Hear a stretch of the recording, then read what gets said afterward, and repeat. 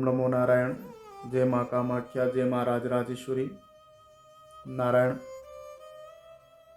अगर हमें ईश्वर से प्रेम करना है तो अटूट प्रेम करना चाहिए जो कभी ना टूटे, और निस्वार्थ भाव से हमें ठाकुर जी के चरणों में सेवा करनी चाहिए, उनसे प्रेम करना चाहिए।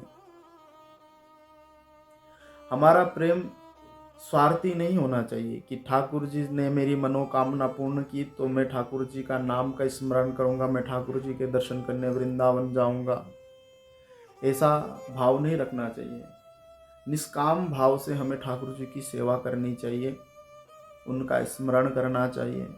हमारे संत जन कहते हैं कि प्रीति न करिए पंछी जैसी, जल सूखे तो उड़ जाए। अरे प्रीति करिए मछली जैसी, जल सूखे तो मर जाए। हमें पंछियों के जैसा प्रेम नहीं करना चाहिए भगवान से या किसी व्यक्ति से भी।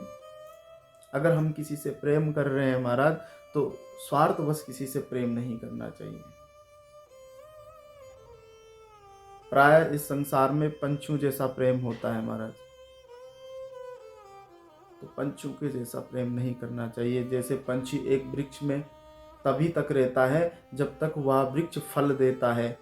जैसे वो वृक्ष सूख जाता है तो महाराज पंछी उस वृक्ष का त्याग कर देते हैं और दूसरे वृक्ष में चले जाते हैं। इसी प्रकार से संसार में कुछ लोग ऐसा प्रेम करते हैं,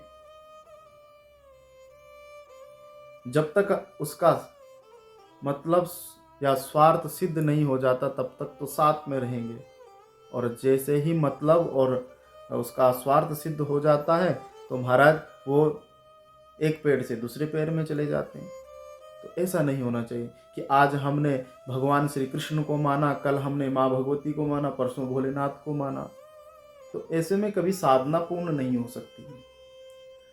हमें हमेशा एक व्यक्ति का बन करके रहना पड़ेगा। हमें अपने इष्ट पर पूर्ण विश्वास होना चाहिए। जिस प्रकार से मछली कुएं का त्याग नहीं करती, जब जल भी उसमें होता है और जल भी ना हो तो भी कुएं का त्याग नहीं करती।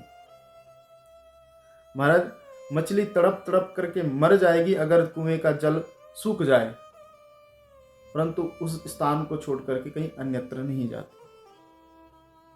उसी प्रकार से हमारा जीवन समाप्त हो जाए भगवान के स्मरण में, परंतु हमें अपने ईश्वर की, अपने इष्ट की त्याग नहीं करना चाहिए।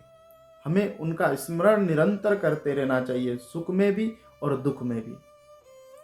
तब तो हमारी भक्ति पूर्ण हो पाएगी। और अगर हम यहाँ सोचेंगे कि भाई हमारी मनोकामना पूर्ण नहीं हो रही है, हम आज तो ठाकुर जी के भगत हैं, कल भोलेनाथ के भगत बन जाते हैं, तो ऐसा नहीं होना चाहिए। हमें से अपने इष्ट पर विश्वास रखना चाहिए, उनसे हमेशा ऐसा अटूट प्रेम होना चाहिए कि प्रभु अगर आप नहीं मिलेंगे तो हम आपके दरबार में अपने प्राण त्याग देंगे, परंतु आपको छोड़ करके नहीं जाएंगे। तो महाराज ऐसा प्रेम रखें ईश्वर से, तो ईश्वर की प्राप्ति जरूर हो जाएगी। ओम नमो नारायण।